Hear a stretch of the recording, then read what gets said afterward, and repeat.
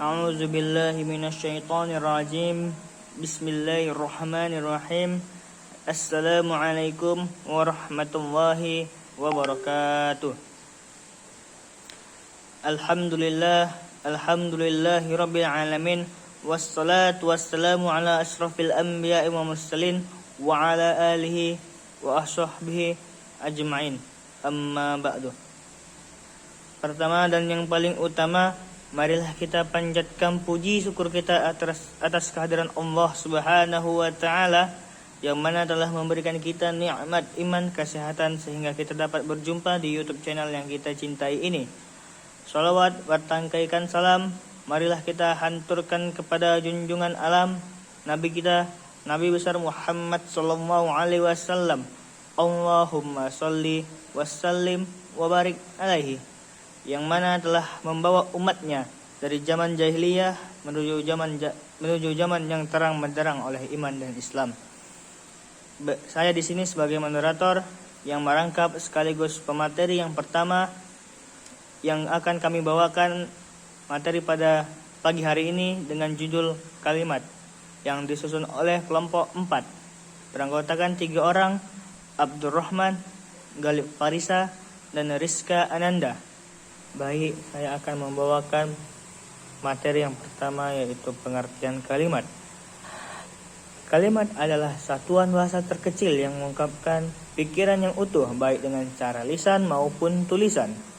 Kalimat juga merupakan satuan bahasa terkecil dalam wujud lisan ataupun tulisan. Dalam wujud lisan, kalimat diucapkan dengan suara naik turun dan keras lembut, di sela jeda, dan diakhiri dengan intonasi akhir yang diikuti oleh kesenyapan yang mencegah terjadinya perpaduan atau asimilasi bunyi ataupun proses fonologis lain. Dalam wujud tulisan, kalimat dimulai dengan huruf kapital dan diakhiri dengan tanda titik, tanda tanya, ataupun tanda seru. Di dalamnya dapat disertakan tanda baca seperti koma, titik 2, pisah, dan spasi. Kalimat-kalimat dalam bahasa Indonesia ada 2 macam, yaitu 1. Kalimat-kalimat yang berpredikat kata kerja. 2. Kalimat-kalimat yang berpredikat bukan kata kerja. Pola kalimat dasar.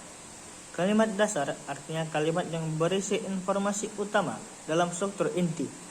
Belum mengalami perubahan, kalimat dasar bukanlah nama jenis kalimat, melainkan suatu acuan buat membuat berbagai tipe kalimat. Kalimat dasar terdiri atas beberapa struktur kalimat yang dibentuk dengan 5 unsur kalimat, yaitu S, P, O, PEL, dan CAT. Berdasarkan penelitian para ahli pola kalimat dasar pada bahasa Indonesia artinya sebagai berikut. Singkatan yang digunakan: S, subjek; P, predikat; O, objek; K, informasi; PEL, kelengkapan; KB, istilah benda; KS, kata sifat; KK, kata kerja; KBIL, istilah bilangan; FD, frasa depan; KD, kada belakang. Terima kasih. Selanjutnya akan disampaikan oleh Rizka Ananda. Assalamualaikum warahmatullahi wabarakatuh. Saya Rizka Ananda akan melanjutkan materi dari Galip Farisa. Jenis-jenis kalimat. Berdasarkan pengucapan, kalimat dapat dibedakan menjadi 2. A. Kalimat langsung merupakan kalimat yang secara cermat menirukan ucapan orang. B. Kalimat tidak eksklusif merupakan kalimat yang menceritakan baik ucapan atau perkataan orang lain. Kalimat tidak langsung tidak ditandai dengan tanda petik 2 dan sudah diubah sebagai kalimat gosip. Contohnya, saudara termuda mengatakan bahwa sepeda itu harus segera dibawa ke bengkel. Kedua, berdasarkan struktur gramatikal. A. Kalimat tunggal, yaitu kalimat yang terdiri atas 1 subjek serta 1 predikat. B. Kalimat majemuk setara. Kalimat majemuk setara terjadi jika 2 kalimat tunggal atau lebih. C. Kalimat majemuk setara rapatan, yaitu suatu bentuk yang merapatkan 2 atau lebih kalimat tunggal. Yang dirapatkan adalah unsur subjek, dan unsur objek yang sama.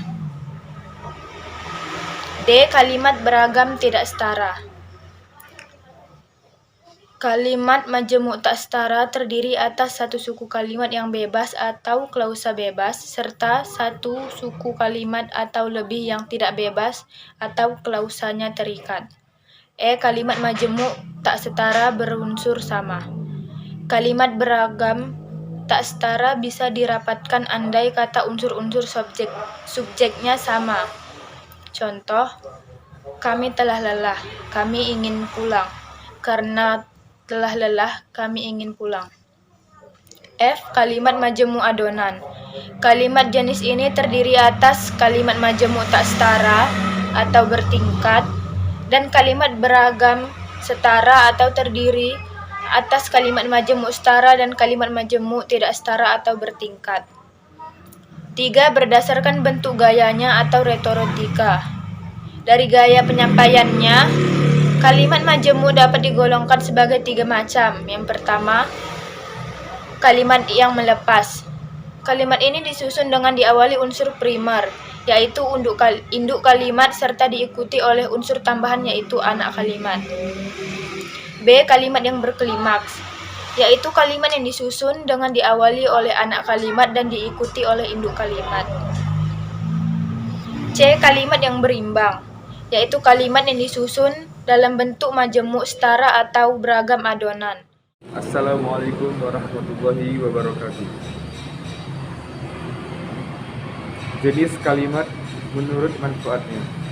A. Kalimat berita atau pertanyaan deklaratif. B. Kalimat tanya atau interrogatif.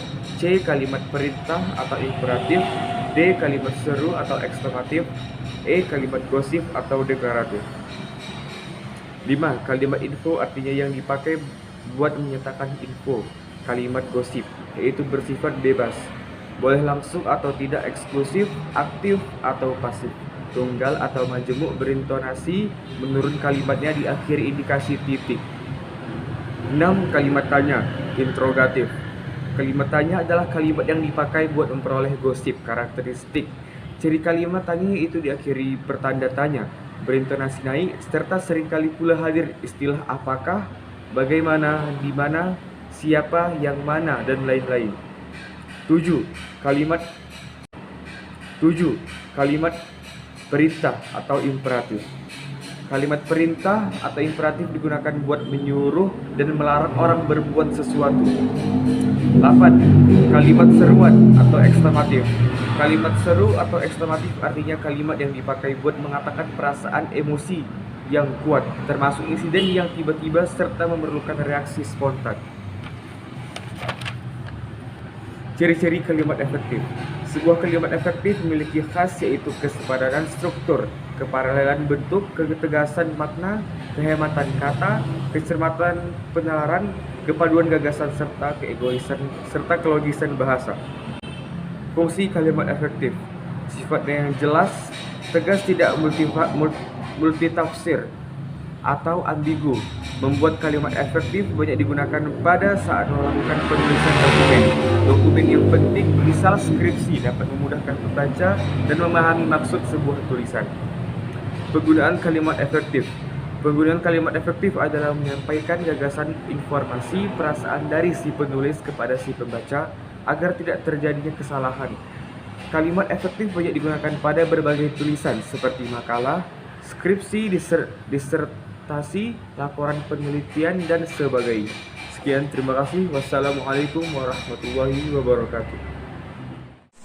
Baik, saya akan melanjutkan kesimpulan. Kalimat adalah satuan bahasa terkecil yang mengungkapkan pikiran yang utuh, baik dengan cara lisan maupun tulisan. Kalimat dasar artinya kalimat yang berisi informasi utama dalam struktur inti, belum mengalami perubahan. Kalimat dasar bukanlah nama jenis kalimat, melainkan acuan buat membuat berbagai tipe kalimat. Kalimat dasar terdiri atas beberapa struktur kalimat yang dibentuk dengan 5 unsur kalimat, yaitu S, P, O, PEL, dan CAT. Sebuah kalimat efektif memiliki khas, yaitu kesepadanan struktur keparalelan bentuk, ketegasan makna, kehematan kata, kecermatan penalaran, kepaduan gagasan, serta kelogisan bahasa. Sekian dari materi kami pada hari ini yang berjudulkan dengan judul kalimat.